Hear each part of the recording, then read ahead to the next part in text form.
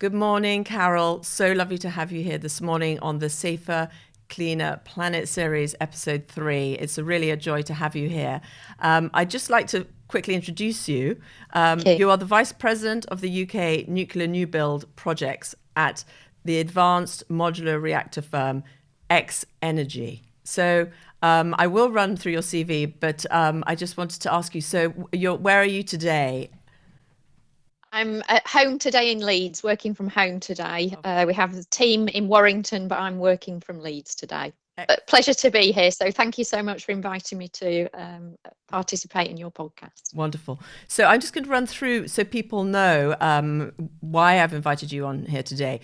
You originally worked at PwC as a senior director. You then went on to work as the head of program management for the Emirates Nuclear Energy Corporation, and then for Nawa Energy Company as the director of strategic programs. And specifically in the UAE, you helped to deliver the 4 nuclear reactors at Baraka, which obviously was an incredible achievement. And you did that partly as part of your role as the Operational Readiness Control Center Director. And you will go on to explain the significance of that. Yeah. For the audience to understand that UAE did not have a nuclear program when you and the whole team came together. So you started it from scratch. Hence why, and leading on to your current position, you've joined a startup in inverted commas, which is a very advanced startup, as we'll discover, as the vice president for UK new build projects. So just to quickly start off, obviously this year it's COP28 and it's being hosted Yes. in December in Dubai. So just as a way of sort of introducing, could you kindly just sort of take us through a little bit the relevance of UAE, your experience there, for those that are looking at COP28 and thinking about the goals, which, for example, now that Great British Nuclear has been launched, you're gearing towards? Yes. Okay, so thank you for the invitation to join you today. It's a pleasure to be here. And yes, as you say, Laetitia, my background, I joined the nuclear sector in 2014. I was invited to join the project at Baraka. True vision of the leaders there to see nuclear as the way to produce clean energy for their country. Phenomenal job. They first passed the legislation around 2009, and then we got the first reactor online in 2020, 2 days ahead of schedule, and that was a phenomenal achievement for the country, a new to nuclear country, as you mentioned a few minutes ago. And as you say, they're hosting COP28 in December. Obviously, as an oil nation, I think they recognise that they play a really important part in the energy transition, and particularly around decarbonisation, and they want to be at the forefront of that. So it was a real privilege for me to be part of that journey in the UAE, to contribute, hopefully, as much as I did, but also to learn a huge amount, and hopefully to bring that back into the nuclear sector through my work at X Energy to deliver nuclear reactors in the UK on time and on budget, our XE100 reactors. That's what we're looking forward to here. Great. So can you just give a sense of the scale? Because I think just to explain one of the reasons why I've started this podcast, I call it the inclusive energy conversation. And one of the reasons is because I feel that the nuclear industry is a little bit in its own silo.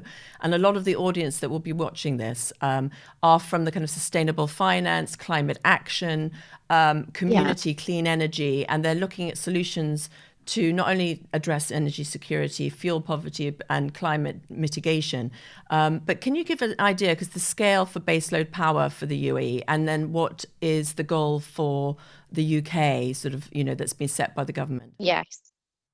Okay, so yeah, that's a great question. So to put things into context, each of the reactors that came online in the UAE, they've got 4 of them now, 1,400 megawatts each. So what actually goes out to the grid in total is 5,600 megawatts, and that is enough to provide quarter of the clean electricity that the UAE requires. If I come back to the UK context, the goal here is to have 24 gigawatts of energy, clean energy produced by nuclear by 2050. I mean, that is a huge ambition. of where we need to get to. And that's why the government here, just in the last week or so, launched Great British Nuclear to bring that programme forward. And that will be a combination of the large-scale reactors like the ones that they have in the UAE, as well as the small modular reactors, such as the ones that we at X-Energy are developing and are delivering through our projects, our XE100 reactor. But there's a large landscape there, and the scale of the challenge ahead of us with climate change and energy security is so vast that everybody needs to contribute. Nuclear, renewables, we all have a huge part to play. But I think, you know, nuclear provides the stable baseload, the reliable baseload, 24 hours a day, always on, and to really complement the renewables, the wind, the solar that we need as well as part of this transition. Yes, great, thank you. So just for the audience as well, can you explain, X-Energy, what kind of reactor you have brought to the market, and how that's different from the other ones, and the whole package that you're putting together? Okay, yes, thank you. So our reactor, the XE100, is a high temperature gas cooled reactor. It's what we describe as a small modular reactor. So it's much smaller than the traditional reactors, including the one that we're building at Hinkley Point C at the moment in the UK. And the philosophy behind it is that they're cheaper, faster to build. They are next generation technology. So while all nuclear technology is extremely safe, this takes it to the next level. And if I take our specific example, our XE100, this allows the way the technology behind it allows us to produce clean electricity as well as the high temperature steam that helps decarbonize heavy industry. So that can be used, for example, in chemical processing, it can be used in the production of hydrogen, it can be used for desalination, and also to provide district heating. And if I just give a bit of background to this, so this particular, what we call pebble bed reactor technology, was actually pioneered right here in the UK on our Dragon reactor in the 50s and 60s, which was based at Wimfrith in Dorset. That subsequently had a bit of a journey around the world, particularly went to South Africa, a lot of work done by the team there that are now part of the X-Energy team. And also the key thing about our reactor is that the intrinsic safety system comes from the fuel. As the name suggests, pebble bed reactor. So the fuel is actually in the form of pebbles, and they look like this. It looks a bit like a snooker ball. And these pebbles have the nuclear fuel encased in ceramic, and in a way that it cannot melt down under any of the temperature scenarios that our reactor would see. So effectively, these pebbles form the containment system. They retain the waste and fission products. And because they do that, that means that you don't need a lot of the complex safety systems that are associated with the traditional reactors that are expensive, they're difficult to build, maintain, and decommission. And that, because that simplifies the design, it means they can be constructed more cheaply, more quickly, and brought online more quickly. So we can bring power to the market a lot faster. Wow, that is quite incredible. And so just to recap on that, my understanding about different reactors is normally they don't have a specific fuel that's part of the company. So can you just talk about the facility that's to just give people an idea, the facility that's been put together in the US that's producing that? I think it's in Oak Ridge, isn't it, in Tennessee? That's correct. That's correct. So X-Energy, we design and develop the reactor, our XE100 reactor, as I've already explained, but we also design and manufacture the fuels, the pebbles that I showed you a few minutes ago. And back in 2020, we were lucky enough to have been given $1 billion grant, the US government, project, and that includes both bringing online 4 of our reactors, which we're doing with Dow Chemical at their Seadrift site in Texas, as well as building a commercial fuel fabrication facility, which, as you said a few minutes ago, is underway in Oak Ridge in Tennessee. And when that comes online in 2026, that will produce about 8 metric tons of the fuel, our pebbles, and that will be enough to fuel about 12 reactors to start with. But the manufacturing facility will be scalable, so we can scale that up in line with demand to produce more of the pebbles. Wonderful. And yeah, one of the takeaways I had, which is the great flexibility of the applications that you have as well, which is again makes X Energy unique. So you've got the being able to produce steam and heat, being able to produce potentially hydrogen as well. Is there anything else I'm missing in terms of the flexibility of it? Yeah, so I think you've captured it nicely there. I think the only other thing I would add that our reactor can do, as well as providing stable baseload electricity, we can also load follow. So what that means is with wind and solar, obviously dependent on the wind blowing and the sun shining. So the power they produce to the grid goes up and down. And what our reactors can do is follow that load to help keep the grid stable, to keep the base load there. So as you say, we've got the flexibility with the clean electricity, the heat and steam, and also the capability to load follow renewables. So Carol, I'd also like to ask you about the unique selling point of the X Energy reactor from the perspective that you've decided to put the units into blocks of 4, which is quite unusual. People have a sense of small modular reactors being 1. Can you just explain the philosophy of doing that and what kind of scale that is? And also just about the democratization and the off-grid self-reliance aspect of the technology. Thank you. Yes. Okay. So great questions. Thank you. So each of our reactors is 80 megawatt electrics, 200 megawatt thermal. And what we ideally do is bring them as a 4-pack, just because of the economies that come with that. That's the kind of economic sweet spot, if you like. So one of our control rooms can manage 4 reactors. So we think that gives you a 320 megawatt electric power plant. That really is economically viable, the most economically advantageous. That being said, these reactors can be deployed as individual units, which may be really advantageous for remote communities. So some of these communities that are off the major electricity grids have typically been economically disadvantaged. And really, this was the foundation, if you like, of some of the thinking behind these reactors in the first place, that these could be brought to these communities to help bring power, because certainly our founder, Cam Ghaffarian, it founded the business on a philosophy of helping bring economic prosperity that communities that had typically not had power available to them. So that's really one of the underlying principles, if you like, of these reactors.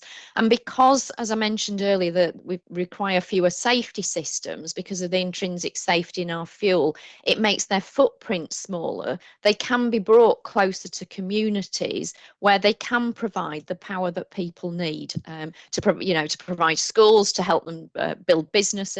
And that's really what we think we can bring to the world, as well as the decarbonisation and the energy security piece. Yes, I saw an interview with Cam Ghaffarian where he talked about his inspiration coming from the school that he'd set up in Africa, and That's right. The pebble, what's it called? The pebble bed.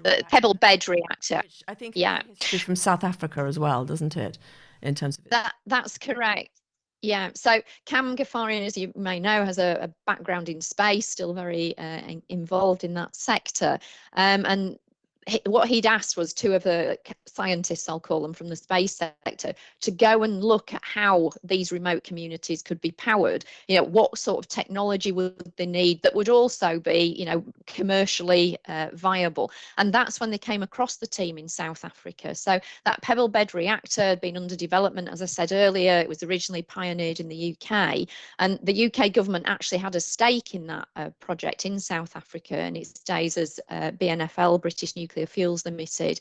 But with a change of government of South Africa, that project was stopped. So, of course, the team there with all the capability, what they built, was looking for a way of still bringing this technology to market to help these communities, to help with decarbonisation. And when they got together with CAM, that's how they decided to found X Energy, and that's how X Energy started back in 2009 in the US. Yes, and I also understand that the indigenous communities aspect, which is not, I mean, from an environmentalist point of view, I would say most people think of nuclear energy in have traditionally being not so much an environmentally friendly technology, but as you've explained, bringing people up to speed, the safety aspect of this particular reactor, for example, could you just talk a bit to the point about the safety in local communities like that, and also the utilization of it to make mining and extraction, decarbonized as well? So as I mentioned earlier, the fuel is the intrinsic safety feature, and because that eliminates the need for a lot of the complex safety systems that are traditionally associated with them, it helps to make the footprint smaller, so they can be located close to these communities. And because, as I said earlier as well, nuclear technology is very safe in general, the main challenge is making them economically viable. And of course, making these systems smaller, easier to build with these modules that are assembled at the site means they can be given to these communities to help them. And as you mentioned, mining, so we talked earlier about the high temperature steam and obviously with the clean electricity, this can really help to decarbonise those sectors that are, I'll call it the big polluters at the moment. So such as the mining industry, but also chemical industry. As we said earlier, we've got Dow, one of the largest chemical companies in the world, is our first customer for 4 of our reactors in Texas. Yes. So if an environmentalist or someone who was skeptical about nuclear said, what would happen is that what's the risk around, something, a reactor going wrong or exploding? Can you talk to the point? Because that's one of the very persuasive things for me about X Energy, about how it reacts to the very high temperatures it produces. And my understanding about the pebble bed reactor is it has over 500 Celsius heat that it can produce, and that is also very good for, like, for example, decarbonizing the steel industry. Yes. So great questions. And if I go back to the pebbles, so because our pebbles, which contain the fuel, cannot melt down under any of the temperature scenarios, and they retain all the waste and fission products. So all that is contained within the pebbles. So that's what makes it intrinsically safe. No radiation and no meltdown scenario. And as you say, capable of very high temperature. The steam outlet temperature is 565 degrees Celsius, and that is what's needed by these heavy industries. So as you mentioned, steel industry, mining industry, and that offtake, that steam can be used directly by those industries to help them to decarbonise, to help them to reach net zero, and to help our overall climate change goals. I mean, that's really the ideal scenario, isn't it? To be able to have the safest and the one that also reaches those temperatures for these applications. So just if we can move on now to the projects that you have in the US, just to get a little bit of a sort of idea, bring people up to speed. I know you've got a public listing of the company coming up later on in the summer, which is, in fact, as far as I'm aware, from a nuclear small modular reactor, one of the only public listings that's happening. So if you could just talk to a little bit about the philosophy of wanting to take it to market. Is it part of a kind of engagement process to get people onboarded, as it were, sort of part of the democratization of it all? But yes, the projects, I'm aware of the Oak Ridge one in Tennessee, Richland in Washington, and then your fuel, what you call the TF3 facility, which is the Triso Fuel facility. So if you could just quickly take us through that, and then following on from that, how us in the UK are going to benefit from all of it. Yes. Okay, that's a great question. So, yeah, so we Dow, as I mentioned a few minutes ago, are our first customer for what we call a 4-pack, so 4 of our XE100 reactors. That project is underway at Dow's Seadrift site in Texas, and the first plant there will be commissioned in 2029, already going through the regulatory process with the Nuclear Regulatory Commission, the NRC in the US, and the intention is that our construction permit will be submitted in early 2024 to allow us to start the build at that site, full build in 2025 and commissioned in 2029. The fuel facility in Oak Ridge in Tennessee, construction of that already underway, already in the licensing process for our fuel in the United States. Intention there is to get the license for the fuel 2025 to have a full commercial operation in 2026. And those projects are important in the United States because the intention is that we will be a fast follower to those projects here in the UK. We'd like to build our first reactors in the UK at Hartlepool on Teesside. We think that that's the ideal first site for us because there is already an existing power station there, the EDF power station. They are gas reactors, so very similar technology to ours, so a great fit for local skills base expertise to follow on with high paid, high quality jobs there. But also because, as I mentioned earlier, our reactor produces the clean energy as well as the steam, we can help to decarbonise the heavy industry that sits adjacent to that plant at Teesside, which is one of the big carbon emitters in the UK. So, as I say, fast follower to the US project. We'd ideally like to build 12 of our reactors at Hartlepool. There is space available there for us to do that, should we be invited to bring a project there. And our timetable is to commission the first project there in 2030. So we would be effectively 5th of a kind in the UK. So 4 reactors at Dow's Seadrift site, the 5th of a 12-pack that would then be built there, the 5th of a kind of our XE100 reactors at Hartlepool. And the benefit of that is that a lot of the first of a kind risks and elements will have been eliminated through the 4-pack that's delivered for Dow, so that by the time we bring it to the UK, we've got a lot more certainty about the build approach, about the schedule, the cost and the quality. And if I just talk about the fuel for a minute, underway with the fuel fabrication facility at Oak Ridge, we also want to bring fuel fabrication for our Triso X fuel here to the UK at the Springfield site, which is owned by Westinghouse. We're already in discussions about potentially doing that because one of the other unique things about X Energy in the UK is that we want to have the fuel, deliver the fuel in the UK and create jobs around that, as well as bring the reactors, supporting the government's energy security ambitions and the mantra of UK fuel for UK reactors. Well, thank you. That's very comprehensive.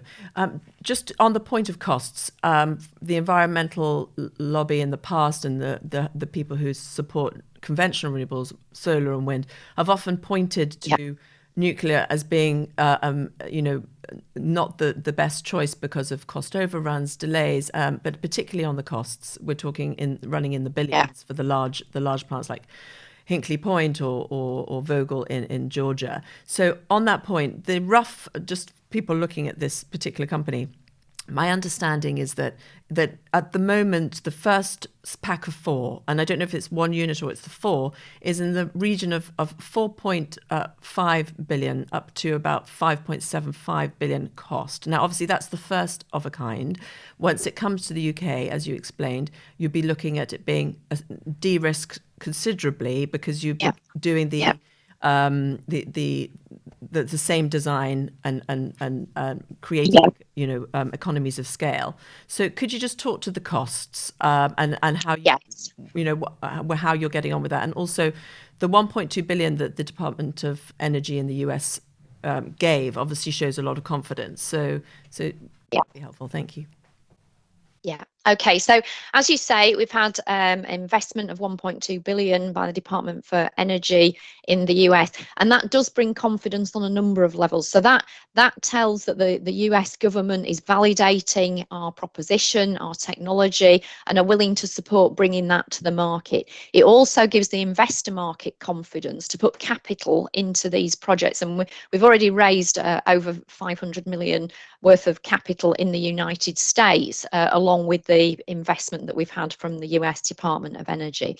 In terms of the costings that you mentioned in the US, obviously, first of a kind, there's a lot of non-recurring engineering, so engineering that has to be done for the first time to build, to design and build these reactors. And we're in the process at the moment of completing our detailed design for the XE100. That will be done at the end of 2024. But once that's done, that doesn't have to be paid for again. So the engineering design and engineering that we do for the first XE100.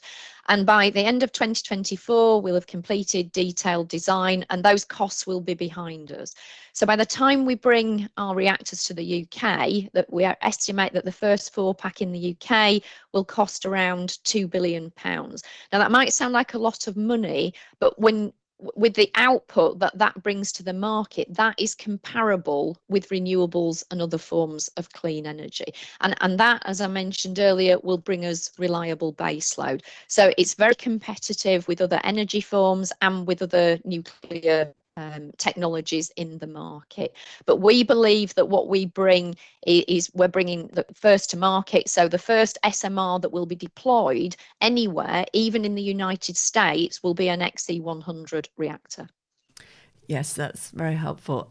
So on the point of the GDA process in the UK, which that the cost barrier for that is in the region of sort of 500 million. So I can understand why people might think that's an awful lot of money. But as you said, once that's achieved, that's something which hopefully the regulators will get a handle on in terms of adaptation, I presume. Is there anything that you could share from your time working back in the UAE on Baraka plant, which helped with that whole licensing process? I remember I'm reading that you have on your wall the operating license you got after how many years? And just to give you an idea, Carol was in the UAE for, was it 10 years? So just give an idea of what that took to achieve that operating license. Yeah, so great question. So I was on the Baraka project from 2014. The project had been going since 2009, and we got the operating license for Unit 1 in February 2020. I would just sort of underscore all of this by saying that the role that the regulator plays is really important, to keep people, the public, the environment safe, to make sure that everything is designed and built properly, including through to the waste management. The regulator is necessarily independent, and we all in the nuclear industry respect that independence. But it is a very in-depth and detailed process that we have to go through to make sure that the reactor is safe to operate. And in the Baraka context, it took a huge amount of people, a huge effort. I think the submission that we put in was 40 great big thick binders worth of detail that we then worked on with the regulator. But I think the critical thing in all of this is, while recognising the independence of the regulator, it's also about collaborative behaviours. It's about making sure that you talk in frequently, you understand what's required, that you put in high quality submissions, and that you're responding in a timely manner to the questions and further evidence that the regulator might be looking for. Thank you. And to the point of collaboration, to what extent are you drawing on your international partners in terms of regulators? Obviously we interviewed President Velshi of the Canadian Nuclear Safety Commission, who's helping bring one of the first small modular reactors in Darlington, Ontario. How much do you see collaboration in your community and that's to the point about standardization internationally and harmonization? What's the role for that? Yeah. So I think, harmonisation gets talked about a lot, and there's obviously an initiative with the IAEA to try bring greater harmonisation. But I think, on the path to that, one thing we are seeing is greater collaboration between regulators, particularly US and Canada and the UK. And we're hopeful from what we're seeing that there will be more harmonisation going forwards, but also at this point recognise the independence, as I said earlier, that each of these regulators has. But certainly what we anticipate is, we're going through, as I mentioned earlier, the regulatory process in the United States, that a lot of that information, those reports, will be directly applicable and of value to the regulator in the UK. Excellent. I just wanted to quickly draw attention to some of the people that you have in your team who you've recently recruited, and sort of the caliber of them. You have Benjamin Renke, who was the US Department of Energy Office of Strategic Planning and Policy, US Senate Committee of the Energy and Natural Resources, Tom Dixon from the Google Data Center Strategic Initiatives, who has a long career in nuclear civil engineering, and Chris Ginther, who's leading nuclear corporate lawyer, and also works with Ontario Power Generation, and Kathleen Hale, who also has works with Constellation Energy and has worked for major corporates that are also publicly listed. So the caliber of your team is first class, and also there's an entrepreneurial drive coming from Cam Grafarian as well, which is kind of fascinating. So just going now straight on to specifically the UK and Hartlepool. So I read somewhere that the highest wages for any energy sector is actually the nuclear industry, and I think that's something that's not spoken about much. But in terms of the Northwest and Northeast, bringing jobs to Teesside and that part of the world is so important from my perspective in terms of the levelling up agenda. And whether what I really love about this industry, and one of the reasons I've been attracted to energy generally, and particularly the nuclear industry, is the non-partisan support both in the US and in the UK. And I see that all parties are on board and seeing that nuclear has such an important role, particularly new nuclear, with providing the sort of clean technology revolution. So if we could just, I'm going to ask you about the second of a kind, how that fits in with the competition, what's known as a tender procurement by Great British Nuclear just last week that was announced, and sort of the applications, all the things that you're currently talking about in terms of making that happen, and the benefits that's going to bring to the Northeast, hopefully. Yeah. Okay. Yes, absolutely. So just to sort of big picture, our ambition for the UK is to have a fleet of 40 reactors. That's our long-term goal. As I mentioned earlier, and you just mentioned, ideal first site is Hartlepool. And we think because of the heritage they have there, the superb skills and expertise, that we can bring really high-paying, high-quality jobs for decades to come to Hartlepool and the surrounding area with an X-Energy project there. And we think even for the whole of the north of England, we have the skills and capability there. From the northwest, as you mentioned, we've got Sellafield there, we've got Heysham Nuclear Power Plant there, sister plant to Hartlepool, so another gas reactor. We've got Springfield, where they produce the nuclear fuel. And Hartlepool specifically has a very proud heritage, a very proud industrial heritage. So as well as bringing the jobs and being part of the local community, we think we can support their ongoing industrial heritage, but in a way that supports tackling climate change goals, energy security, and as you mentioned, the levelling up agenda. You also mentioned this technology selection process. So this is something that was just kicked off by Great British Nuclear, launched a couple of weeks ago by Secretary of State Grant Shapps and our Minister for Nuclear, Andrew Bowie. And that's a process we're involved in at the moment. We're hopeful that we will be successful through that, the outcome of that process will determine which technologies are selected to bring a project forward, and then which technologies are mapped to which sites in the UK. So very exciting time for everybody in the nuclear sector, and we're all thrilled to be part of the process at X Energy, and hope to be successful so we can bring the benefits of a project to Hartlepool and the surrounding area. Wonderful. So just to get an idea, when if you were to have, for example, a fleet of 4 in Hartlepool, could you give an idea of the kind of scale of would you be also providing electricity for homes there, just to give people a scale of this, of how it would affect the local population? Yeah, so we ideally we'd be bringing 12 reactors there. That would be enough to provide electricity to almost 1 million homes. So that's what we would be looking at. But I think that there's much wider benefits there for the whole community, for the thousands of jobs that would get created, high-paying jobs that would get created during the build of the plant, and then hundreds of jobs for decades to come actually running the plant. But it's also what we bring to the companies in the local area that support that power station. And our ambition is that through this fleet of reactors we want in the UK, that 80% of the value from all of that would flow through to British companies. And it's something we're looking at the moment with bodies such as NAMRC, so Nuclear Advanced Manufacturing Research Centre, that's affiliated to Sheffield University, how we can really build the supply chain in the UK and make sure that value does flow to UK companies. We're also working with Teesside University on a socio-economic study to look at exactly what social value and economic value we can bring through the X Energy projects in the UK. And could you just say, is there an element of the nuclear to hydrogen as well, which is obviously a big initiative in the UK as well?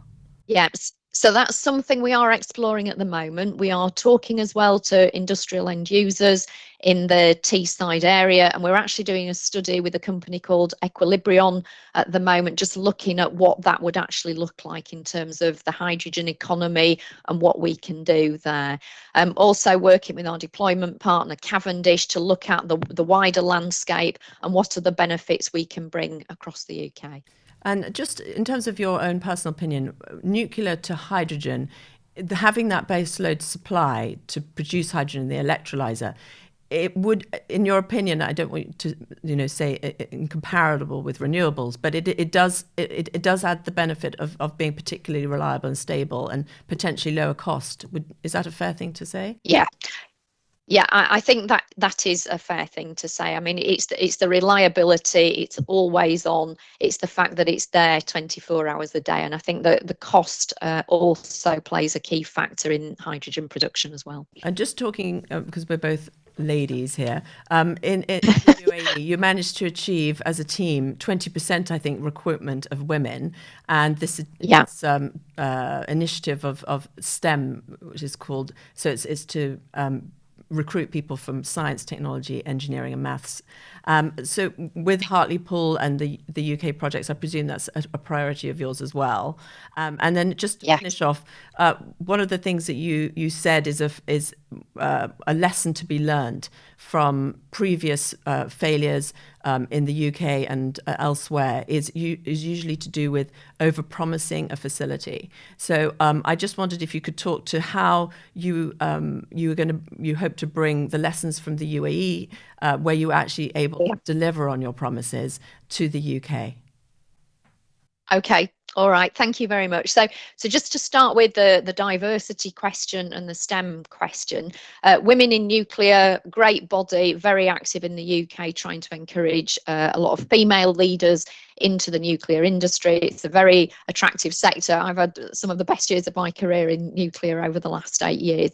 I wasn't from a STEM background. I actually did international business and modern languages at university. So one of the things I'm trying to push really hard is that, yes, STEM is really important, obviously the engineering, science, technology, math side for the nuclear industry, but it has much more to offer to people from all disciplines, from languages graduates from arts, social sciences. So I will be encouraging all sorts of people into the sector. So that's something we're looking to do at the moment. And as well as encouraging graduates, trying to encourage mid-career transfers, as I was myself, because one of the things that we know is we need to recruit a lot of people into the nuclear sector in general to achieve our ambitions over the next few decades.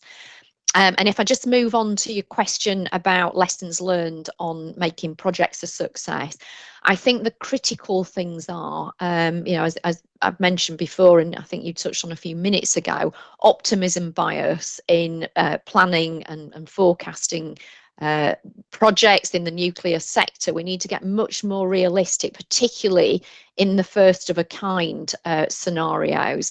And I think the real way to do that, and one of the things that we did do at Baraka, was look at where we can reference classes or similar classes. So that's where you look at similar projects. What did they do?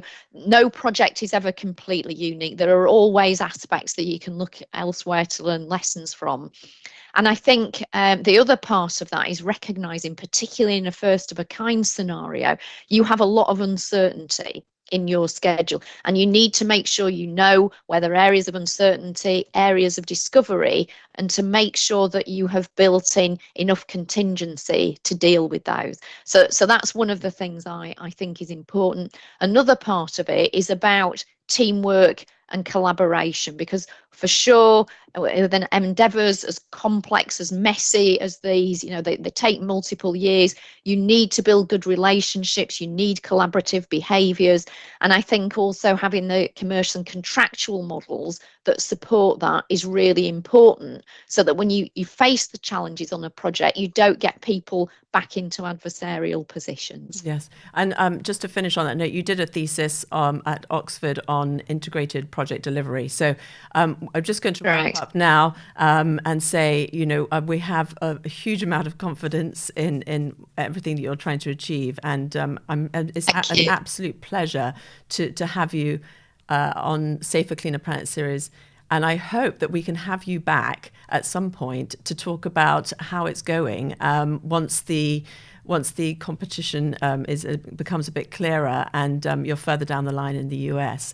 So thank you so much, Carol, for your time. I really appreciate it. And I hope to see you again soon.